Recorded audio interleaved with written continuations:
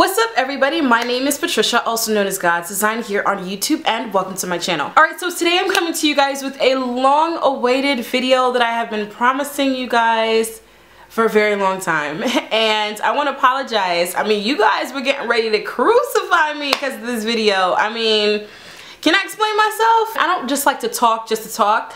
You know, if I'm, bringing a subject matter like this to you guys, I didn't want to come to you guys and talk about travel nursing after only having one assignment under my belt, or come talk about travel nursing having only worked at one hospital or traveled to one hospital. I want to give you guys a really well-rounded opinion based on the experience that I've had, what I've researched, and what the people I've come in contact have said and experienced as well. So that's why I wanted to wait until I got 3 assignments under my belt. In my perfect world, I would have waited till I had 5, but I know that I just couldn't wait any longer. I had to bring this to you guys. I'm gonna try to keep the video shorter, but I'm gonna let you know right now, it is gonna be a longer video. Get your coffee, get your tea, get your magazine, whatever you gotta do, sit down and let's talk about travel nursing. Okay, first of all, what is travel nursing? Travel nurse is a nurse who contracts with the hospital through an agency and works for the hospital or the facility temporarily. So when her contract ends or his contract ends, he can go ahead and move on to another assignment in another city or another location. Travel nurses can either be locally travel or nationally travel. So you can go from city to city or hospital to hospital within your state or your city, or you can go from city to city, different hospitals all over the country. Why would you want to do travel nursing? I get that question a whole lot for those of people who aren't familiar with it. Travel nursing is very attractive because it's an opportunity to get to travel, get to meet people, get experience a new city. It's an opportunity to work your day job at the same time, get to experience a new city. AC turned on. Okay, I've been told that there are 3 different types of travel nurses. The first travel nurse loves to travel, okay? She or he just can't get enough of it, loves to experience new food, loves to experience new culture, loves to experience people, loves to, just participate in different activities that may be new to them, to him or her. So that person just loves to travel. And the second person, or the second type of travel nurse, why is there hair in my mouth? The second type of travel nurse is what I call the money hungry travel nurse. She or he wants to travel where the money is at. Show me the money. This travel nurse is looking for high hourly rates, high stipends. This travel nurse is really attracted to hospitals that when they go on, or nurses that go on strike, and so that those type of assignments have really high pay. So those travel nurses are really attracted to the money. The last type of travel nurse is the type of travel nurse that really doesn't do well in one place. Either she doesn't get along with others, doesn't get along with management, doesn't like the bureaucratic way the hospital system is set up these days, or the customer service way that hospitals are set up these days, and doesn't like the committed relationship she has to put with an institution, rather than taking care of people and taking care of patients. Those are the 3 types of travel nurses that you will come across. For me, it was a combination of the first 2 that really attracted me to travel nursing. However, I didn't even know that there were aspects of the third kind of travel nurse that I had as well. As much as I love travel, you guys know that, I mean, I love to travel, especially if you're a subscriber to my vlog channel. You guys already know. I mean, it's March. I've already been to Atlanta, Vegas. I live now in Los Angeles. Where else I went on a cruise, went to Haiti. So you guys know I love to travel. The second thing is I like to make money, honey. Let's just keep it 100. But there are aspects of the third type of travel nurse that I now see in myself that I didn't too much see earlier, and that is that I like the fact that travel nursing is non-committal. I like the fact that I don't have to deal with some of the I'm trying to use a better word than the one that's coming to mind right now. That has to do with some of the fluff, let's use that, the fluff and just the extraness of hospitals these days. You don't have to do with all the requirements and all the stuff that regular staff has to do. You come in, you do your job, and you go home. And I really like that. Don't get me wrong, I've always been the type of person that would love to eventually work for myself. And what I like about travel nursing is it's independent. I mean, even while you're on assignment, you work for the hospital. But in a certain way, you also work for yourself because you choose where you want to go. You choose where you decide to commit your time to. You know, and I like that sort of independence about it. Why would you want to do travel nursing? The reason why you might want to do travel nursing is you might really love to travel. You might really love to make money. You also might really, you know, hate your current situation and you want to try something new. So how does it work? So you contract through an agency to different hospitals. So how do you find an agency? This is one of the top questions that I get. The top two questions are, how much money do I make? And also, what agency do I travel with? I'm gonna answer it a certain way and I'll tell you why. How much money I make, that's a personal question. The thing about travel nursing is you can make as much money as you want to, okay? I mean, it has the potential to be quite lucrative depending on how you do it. And maybe I'll do some tips and tricks on how to increase your take home with travel nursing. Let's do that at the end, okay? Those for the ones who are already traveling. So let's talk about money. There are a lot of ways to make money. Depending on the type of company that you are with, for instance, one of the companies that I have a profile with is a company that is known to be quite lucrative, that is known to have rapid response assignments, which just means that you have to be available within like the next 2 or 3 weeks to get up and go, right? Those have higher hourly rates as opposed to the other travel companies have lower hourly rates. I'm going to shock you with some numbers, between maybe $16 to $23 an hour. Before you get up in arms, how you really make your money, how you really increase your take home is on your non-taxable income. That's bonuses, that's stipends, that's housing, though that's travel money, all those, that's how you really maximize on your take home when it comes to travel nursing. What type of person do I think would do well with travel nursing? You really do have to be very independent. You have to be very flexible. You have to enjoy your own company. You have to like new adventures. You have to be the type of person that embraces change. You have to be quick on your feet. And I would definitely say a really good communicator. These attributes I feel would, you know, encompass as a really good travel nurse because, I mean, you're thrown into the fire. You come to a new hospital that may or may not use a charting system that you are familiar with. I mean, let's face it, as nurses, we use our charting system a whole lot when it comes to shift assessments, when it comes to medication administration, when it comes to everything, when it comes to orders. So it's really important to understand the charting system. So you come to a hospital with a new charting system that you may or may not be familiar with, new people that you're not familiar with, new patients that you're not familiar with, new management. There's a whole lot of new. And so you really have to be flexible, really technologically savvy as well to be able to pick up things quick. As a travel nurse, you're expected to pick up things quick. They want you there to fill in a gap. Whether it be, I remember in my last job, there was a lady who was leaving and then another nurse that was going on maternity leave. So they don't necessarily need new permanent staffing, but they need people to kind of fill in the gaps until either staffing comes back from medical leave or whatever. Also, it's cheaper to hire a travel nurse. You don't have to spend that much on training. You don't have to spend on things like insurance and you know, things like that. Things that can become costly for an institution. You don't have to spend on a travel nurse, but we can be insured and have medical insurance, dental insurance. I'm covered on all things, but I'll talk about that later. For my assignments, I've never had more than 3 days of orientation on the floor. Okay, no more than 3 days of orientation on the floor. When I was in St. Louis, I think I only had 2. They do give you separate days for computer charting. When I was learning Epic, I had 2 days. When I was learning Cerner, I had 1 day to get Cerner down pat before I'm expected to go on the floor. So you have to be the type of person that doesn't get frustrated easy, that picks up things really quick, and you don't mind being flexible. All right, so let's backtrack a little bit. Earlier I told you guys 2 questions that I get most often is how much do I get paid, and also what agency do I work for. So let's go ahead and talk about the agency real quick. The agency I work for, which, you know, I have a profile with 3 agencies. What I want you guys to understand is you don't really work for the agency. They, in essence, work for you.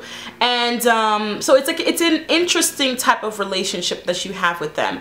Your relationship with your agency is non-committal, which is why I say they kind of work for you and not you for them. And so you don't sign necessarily a contract with the agency. Let me kind of explain that, because it's, you know, contract wording is contract wording, but in essence, you work for the agency or work with the agency for the hospital, if that makes sense. So once your contract ends, you don't have any commitment with the agency. And let me make that very, very clear. I can travel with one agency while I'm here in Los Angeles at this particular hospital, and then change agencies to go to Boston, or to go to Miami, or to go to wherever, to go to New York. So if you choose an agency you don't like it, keep moving, go to another one. Like, it's just that easy. Which is another reason why I don't necessarily want to recommend a particular agency to you guys. I work with 3, okay? But there is one that I kind of more exclusively travel with. Not only that, it's too soon. Like I said, I would have loved to have come here after like 5 assignments. That way I could have been like, these people are great, you need to go travel with them. I just feel like that's just too much liability on my part. But what I can do is give you guys the resources that help me. Travel nursing blogs, reading through the experiences that different people would had with different agencies really helps. Not only that, there was a particular website, I can't remember the name of it, but I will leave it down below. What it basically did is had like a long list of agencies, and not all of them, but probably the more popular ones, maybe it's a 20 to 25 agencies, okay? And then it had like, you know, the different things that you may be looking for, like high pay, high nurse satisfaction, I don't know, travel reimbursement, nursing license reimbursement, and then it had like little checks. So it kind of showed you what everybody offered. And so I chose the 3 that offered everything that I was looking for and that had really high satisfaction rates, and then called them. So that's basically what I did. I also went on Google and top travel nursing companies and compared it to what I had found and what I had read on blogs and all that stuff. So that's the process that I had. And I can't tell you what you're looking for, you know. I mean, I can't tell you what you're looking for. And so what I'll do is I'll give you the resources, and hopefully you find something that you really like. Your agency finds the work for you. If it's a good, if you have a good travel recruiter, she or he will ask you, what are you looking for in travel nursing?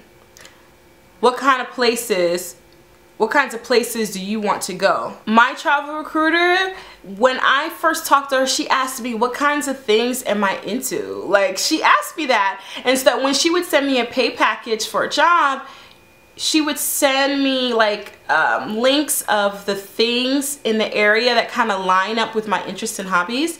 What is there to do in the city and things like that. So I really appreciated that about her. So once you tell them where you want to go, and they will send you what's called pay packages with the amount of money that you will take home, either weekly or monthly, travel stipend, license reimbursement information, and any bonuses or sign-on bonuses that assignment is offering. Once that happens, you tell your recruiter that, hey, I want you to send my profile, I want you to send my resume, which your recruiter is the one that kind of sets up the resume and profile for you depending on your agency. And then you're gonna call from either unit manager, nurse manager, director, whatever, and you'll do what's called a phone interview. Once you do your phone interview, when you do your phone interview, please be thorough. They're interviewing you, but you are also interviewing them. What are the ratios like? How many patients am I gonna have during the day or night? What are my resources? You know, when I get on the floor and if I have any questions, who do I ask? Where do I go? You know what I'm saying? What types of patients am I gonna be seeing on this floor? What's the charting system that you guys use? Those are some really important questions to ask during the interview process. Because if you don't like what you hear,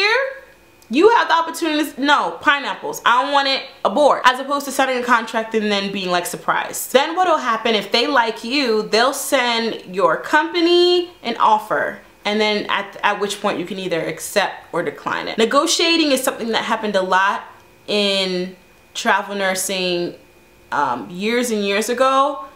I don't see much of it now. I mean, you can negotiate, I would say, a little bit, but the difference isn't that great in my experience and what I've heard and what I've seen. So so I know that's a question that you guys may have. So you decide that you want to do travel nursing. You think it's great. Awesome. I think it's great too. What I think you should do is start, you know, isolating the different places that you want to go. Have that kind of in your mind. Narrow it down to like 3 and then start applying for your nursing license there, endorsing it. As long as you have a nursing license now in a state, you can endorse into any state. There are some requirements that may or may not take a long time, so you might want to go ahead and start on that process now, okay? When I knew I wanted to come to California, so I applied 5 months out before I actually intended on traveling to California. It might have been 6 months. If you have a compact license, like, you have a severe advantage. If you got your first license ever in nursing in a state like Texas or Maryland, you have a severe advantage because your license is good in a lot of states. So that's really, really good. And if you're not sure if your state is a compact state, Google that mug, and if you see it on the list, then, you know, hooray, because you don't have to go through you know, some of the things that us other nurses have to go through when it comes to licensing. So once you do that, I would say wait to contact a recruiter. Now, recruiters are awesome, don't get me wrong, they can answer your questions.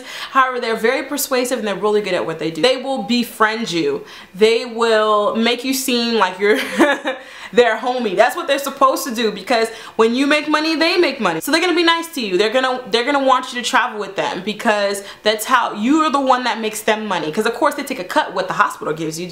Did you think they were doing that for free? I would say don't contact the recruiter until you are 2 months from the day that you want to travel. Anytime earlier is a waste of time anyway, because hospitals don't really post jobs that far out anyway. So 2 months I think is a really good time.